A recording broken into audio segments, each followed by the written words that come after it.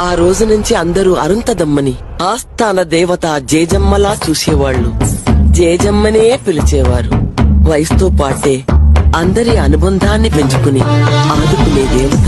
అమ్ముకున్నా చీకట్లోనా అమ్ముకొచ్చే వెలుతురమ్మా, కచ్చ కట్టి కత్తి పడితే చిచ్చూరేపే కాళేవమ్మా. నీ కన్నూరి చూడగానే చూసిన కత్తి వణికి పోవునమ్మా, కుంచె పట్టి బొమ్మ గీస్తే అదే